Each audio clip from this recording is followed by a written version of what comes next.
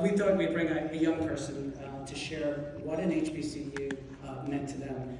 So we have the pleasure of having Dennis Richmond, who is a UNCF K-12 alumnus, and that's not just what he did. He ended up now being the founder of the New York, New Jersey HBCU initiative. And he's just going to share with you a brief testimonial of what attending an HBCU, the impact that it had on his life. So Dennis, please come forward.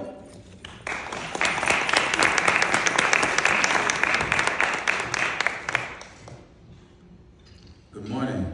Good morning. No, I'm sorry, I'm from New York, and I feel like there are a little bit more people here than that. Good morning. Good morning. That's more like it. This is Carnegie Hall, baby. We need to hear some people in here this morning. Yes. Good morning, good morning, good morning.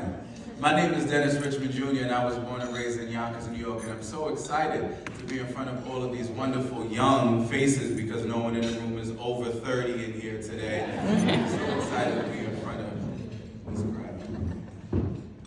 I was born and raised in Yonkers, New York, and I attended the illustrious Claflin University in Orangeburg, South Carolina, the Hilltop High as we call it. And I had a wonderful experience there, but as many of the UNCF member institutions and as all of our 101 HBCUs, I had an experience that was life-changing.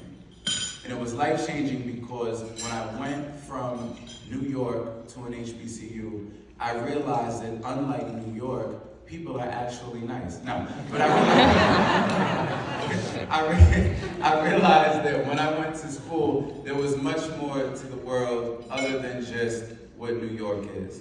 Now don't get me wrong, the 5 boroughs of New York City and the surrounding area of Westchester is beautiful, but when you get to expand your horizons, when you get to see what it's like to see men wearing suits and to see women dressed up professionally every single day, when you get to see excellence, not just from one cultural background, but from all over the world, when you see people who have come from various countries and various islands to show educational excellence, that does something to you, so much so that you get inspired to want to come back to where you're from, to want to let other people know just what you saw.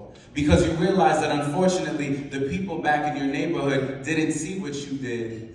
So it's up to you to bring back what you were able to see. See, it's the birthday of the UNCF today.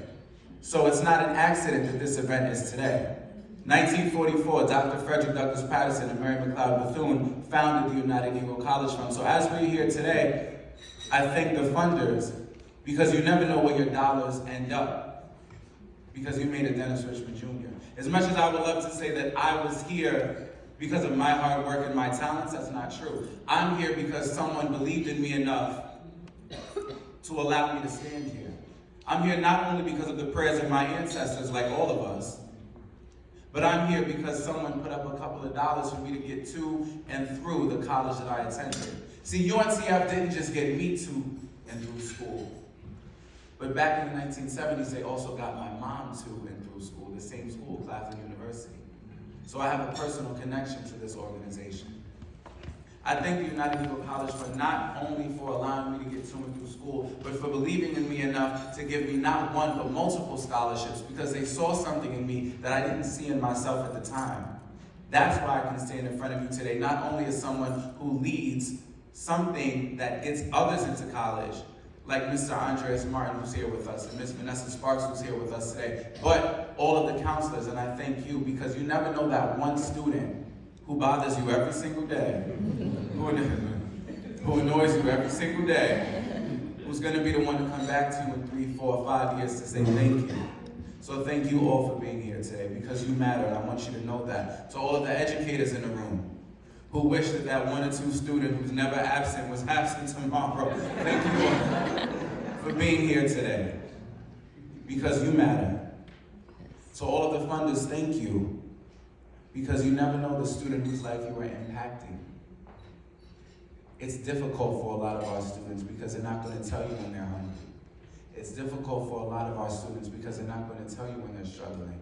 But when they get to see that beautiful HBCU campus and those buildings standing so proudly, and that history from 1867 and 1869, 1874, and then they get to come back to New York and Chicago, to Detroit and Philadelphia, there's something that changes in them so much so that they come back and want to change the world, and that's what they do. At the risk of taking up too much of your time, I just want to say thank you all for being here. And please remember one thing. Every bird that flies has to come back down for water. So no matter how high up you get, remember to come back and help somebody else. And as I leave, I'm excited to be in a room with folks who are just a little bit older than me, because I know that you have something to teach me. Because the new broom can sweep the floor, but the older broom knows what a dirt is. Thank you.